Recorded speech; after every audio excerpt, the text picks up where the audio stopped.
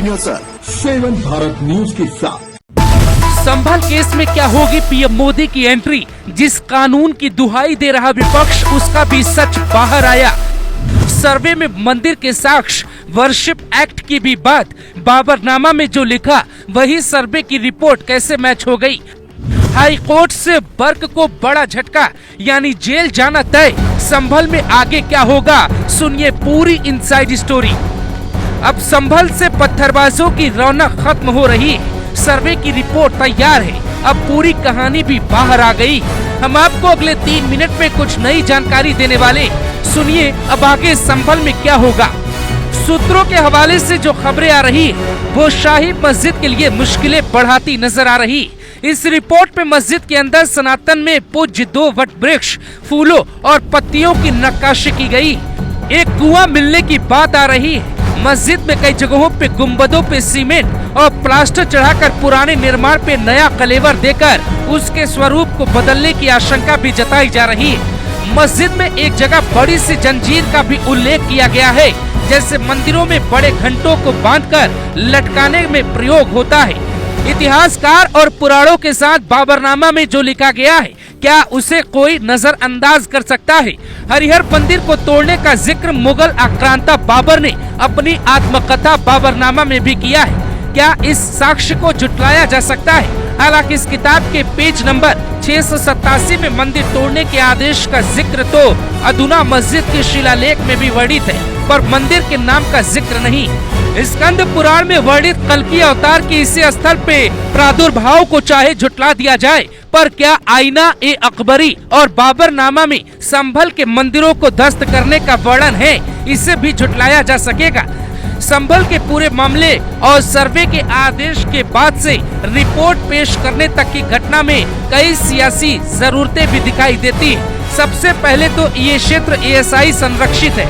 यहाँ पर worship act 1991 में लागू नहीं होता, इसीलिए निचली अदालत का सर्वे का आदेश देना संविधान के मुताबिक था। संभल की जामा मस्जिद 1920 से ही एएसआई संरक्षित है, यानी एएसआई जब चाहे सर्वे कर सकती है। आगरा में ताजमहल का भी सर्वे होता रहता है, यानी जो भी संपत्ति एएसआई के सर्वे लिस्ट में होगी उसे वर्शिप एक्ट से बाहर रखा जा सकता है। एएसआई की रिपोर्ट पर ही कोर्ट फैसला सुनाता है। कुछ लोग कहते हैं कि 3 घंटे में सर्वे का आदेश देना पूरी तरह से गलत है, पर सच्चाई ये है कि एएसआई की टीम 25 जून 2024 को मस्जिद का सर्वे करना चाहती थी, पर उन्हें रोक दिया गया था। आखिरी बार साल 1998 में सर्वे किया गया, उस वक्त का यूपी अलग था। एएसआई के अधिकारी ने बकायदा कोर्ट में एक हलफनामा दिया था, जिसमें लिखा है स्मारक यानी जामा मस्जिद में विभिन्न हस्तक्षेप और परिवर्तन देखे गए। इस आधार पर जिम्मेदार व्यक्तियों को कारण बताओ नोटिस भी जारी किया गया है और पुलिस में शिकायत भी दर्ज कराई गई थी। बीएस रावत एएसआई अधिकारी। अब एक चौंका देने वाला सच आपको बताते, योगी का एक्शन सबने देखा, पर पीएम मोदी क्या कर रहे हैं जरा ये भी देखिए। वर्शिप एक्ट 1991 और एएसआई एक्ट 1958 में तालमेल सही नहीं है।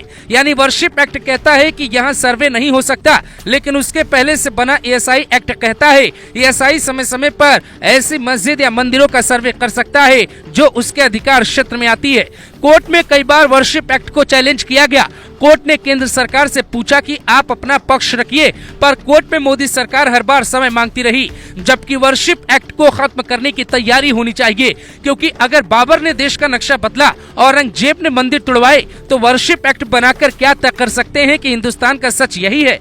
इसीलिए संभल के केस में पीएम मोदी की एंट्री होनी चाहिए। कोर्ट में वर्शिप एक्ट को खत्म करने की पैरवी नरेंद्र मोदी सरकार को करनी चाहिए। इधर योगी जो कुछ कर रहे हैं वो सब कुछ न्याय संगत लगता है, इसलिए पुलिस चौकी बनना हो या फिर मस्जिद का सर्वे, तो उन पे कोई सवाल नहीं उठा पाएगा। राजनीतिक बयान दिया जा सकता है। संविधान के मुताबिक चलने के कारण ही कोर्ट ज्यादा दखल नहीं दे पा रहा है और योगी संभल का असली सच बाहर लाने की जिद पर बीजेपी में अकेले अड़े हैं। नमस्कार, मैं हूँ प्रीति शुक्ला, 7 भारत न्यूज संवाददाता। हर पल की खबर पर हमारी नजर। हमारे चैनल 7 भारत न्यूज को लाइक करें, सब्सक्राइब करें, शेयर करें, बेल आइकन प्रेस करना ना भूलें।